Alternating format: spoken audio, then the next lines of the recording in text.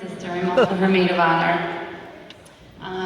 I am also her original yoga partner in crime. Don't let her fool you, I was the original. And I'm a little bit of a procrastinator. So when I first sat down to prepare what I wanted to say on this really special day, I thought, wow, I can't believe my little sister is getting married in 20 minutes.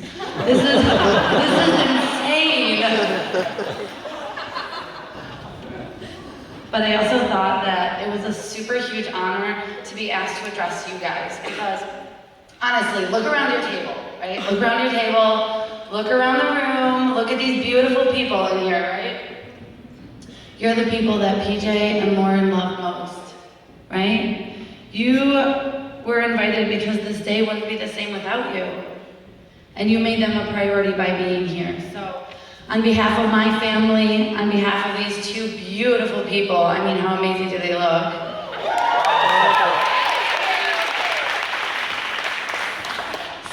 This is right, snake.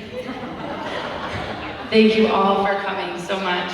I'd also like to thank my good friend Sir Riesling for making this speech possible.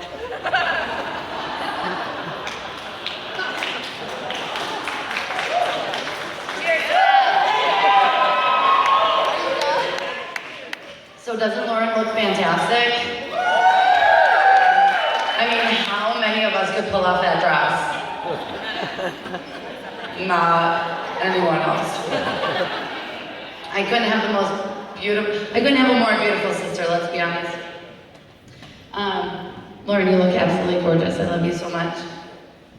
So probably right now would be a great time to tell you what an amazing childhood we had growing up together and all these beautiful memories we had together, but let's be honest, I'm not a very good liar. She was a pain in the butt, okay? She was always sneaking into my room. She was my little sister. There was some years between us. So she was sneaking in my room. She was stealing my clothes, my makeup, my jewelry, my Breyer horses, my money. Granted, they were only quarters, but like when I was little, those quarters meant a lot to me and I thought I was rich. All right? You took that from me. So you also stole my stickers and they were probably Lisa Frank because let's be honest, you kind of have a thing for Lisa Frank.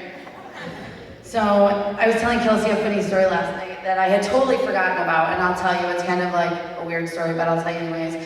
So when I was probably like 13, and I had a friend, and she was adopted, and so, you know, she was working through some issues, and so she went through this free therapy through the school, and she was telling me about it, and I thought, oh, I need therapy too, because my sisters steal all my stuff, and it's really annoying, and all I want is a lock on my bedroom door, and my mom says no.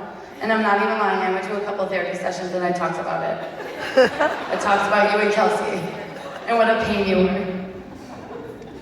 But I'm not even kidding, in all seriousness, like she's like the serious, best, coolest little sister.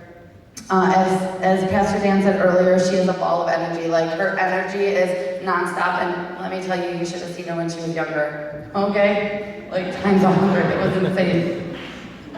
And she's always down for fun. We had so many cool adventures. I think some of my favorite things that meant a lot to me was our choreographed dances, which thank you for playing along and dancing with me. There was 4 of us girls, so it was kind of like we had a dance troupe. And also photo shoots.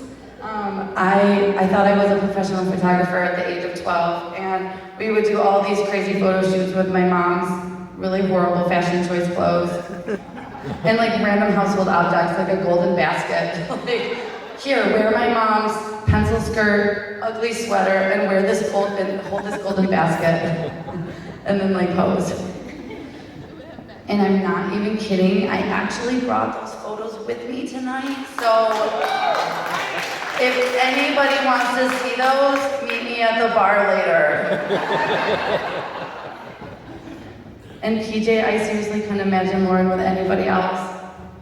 You're kind, you're funny, you're generous. And who else would put up with Lauren's love of her phone?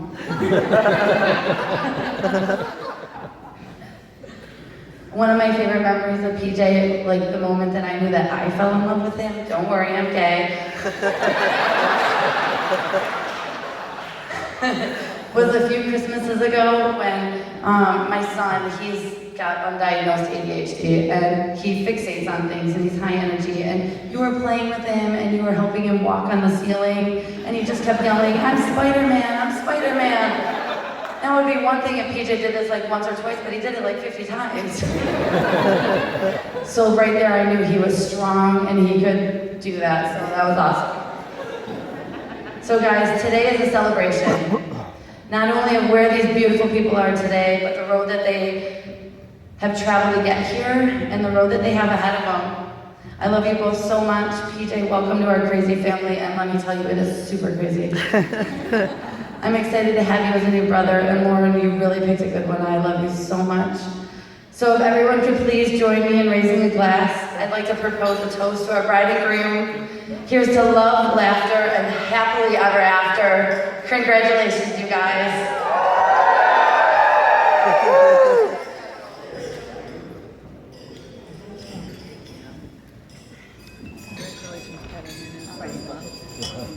Now I'm going to turn it over to Nick, who I believe I may have injured. I may have injured him. I thought I had a good hold on him. I work out a lot, but apparently not enough. He'll never walk again. So first of all, I want to apologize if the scramble comes out a little bit worse. I may be slightly concussed. I'm just For those of you that don't know, I'm Nick, I'm PJ's younger brother. I want to start off by saying that I don't think PJ and Lauren could have picked a better venue or a better day to celebrate their marriage. I also want to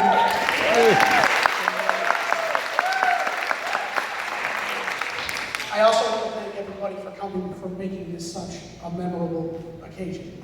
I know, with knowing how much family and friends mean to PJ and Lauren, I know it means the world to them that you are all able to be here and share your happiness. And to be honest, Mom and Dad would never have missed an opportunity to throw a party, especially for an occasion as important as this.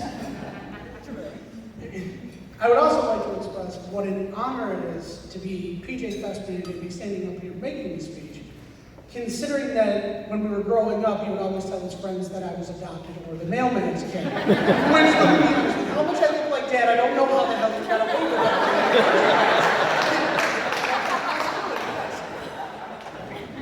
Growing up with PJ was interesting to say the least.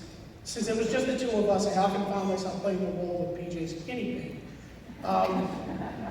Like the times we would do experiments in the kitchen.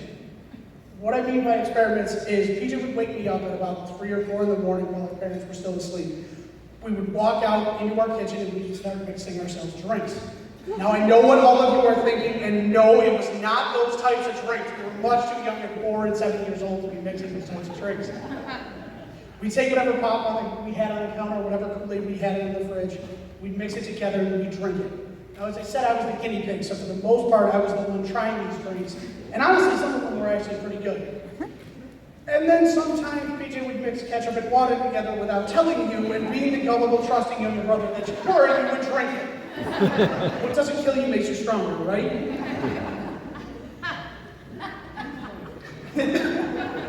Growing up, me and PJ were two very different people. PJ was outgoing, he was always athletic, he was a really good soccer player. He cared about how he looked, how he dressed. He had subwoofers in his car that would rattle your teeth, like most kids did at the time. And he was more of a work with his hands type of guy. I, on the other hand, tended to be a introverted, less athletic, didn't really care about how I looked or how I dressed. Didn't have a car until I was older, and I liked reading and learning more than I liked building and fixing things. So this made it kind of hard to get to really know the type of person PJ was. Not until he sent me a letter from boot camp telling me that I should think of a movie that me and him could go see when he got back, did I really get a chance to understand the type of person that PJ was. And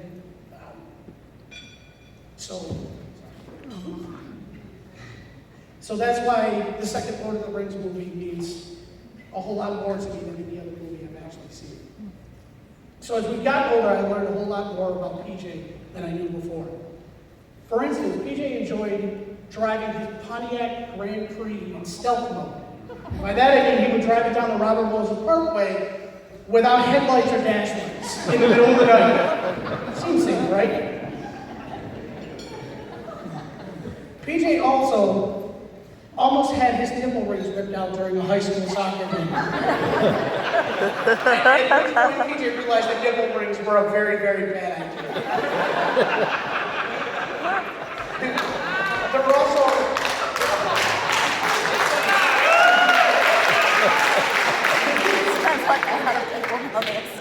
There were also some weekend nights where PJ would find himself hanging out at the Lindbergh playground, and every time he would be ready to leave, he would have to, for whatever reason, bend down and tie his shoe. Luckily, the night that the cops decided to show up, Tony Zacano was there to tell them that that was exactly what PJ was doing. I also learned how reliable PJ was at a Correcchiano family event when Grandpa asked PJ to move our parents' car closer to the driveway so they could get in much easier, missing the mini heart attack that Mom had when she realized that PJ moved the car without a license or a permit. But most importantly, I've come to realize that PJ is one of the hardest working people I know. Like our papa always used to say to our mom, the best thing about working with PJ around his house was that he could give PJ a task, and as soon as he had finished explaining the task, PJ would be done with that task and on to the next one that Pop hadn't gotten a chance to explain that yet. And for that reason, PJ is very lucky that he found somebody exactly like him in Lauren. Lauren never had any problem helping me while we were working at Sears, helping me move an appliance, load an appliance, or load a lawnmower. There'd be a lot of times where you would take and consider asking somebody else for help or going in for a third person, but Lauren would just give you that look that would say, let's go, are we loading this thing or are we not loading it? Lauren also never had any problem moving appliances or boxed up lawnmowers around, which is probably why yoga and TRX come very easy to her. PJ is also incredibly lucky that he found someone that can walk at the same race walk pace he does. They're the fastest walkers I know, and most of us have just learned to let them take the lead and hope they realize that we'll be along shortly. PJ and Lauren are also the most active people I know and are as loyal as you can ask for and have no problem giving you the shirt off their back. Although, I'm going to be honest, that Revolution tire would look really deformed if Lauren let me borrow her shirt. In all seriousness, I want to thank Mr. and Mrs. McPherson for raising such an awesome person in Lauren. Oh. And Lauren, I want to tell you that it's an absolute privilege to be able to call you my sister. I also want to welcome the McPherson family to ours. And lastly, but most certainly not least, I think I can speak for everyone when I say we are happy that PJ and Lauren found each other. You're perfect for each other. And we both wish you a long life of happiness. And if you ever forget that, just remember the loving words you told each other at your engagement pictures. Lauren, you looked right at PJ and said, I'm tired of kissing you. And PJ, you looked right back at her and gently said, your breath stinks. With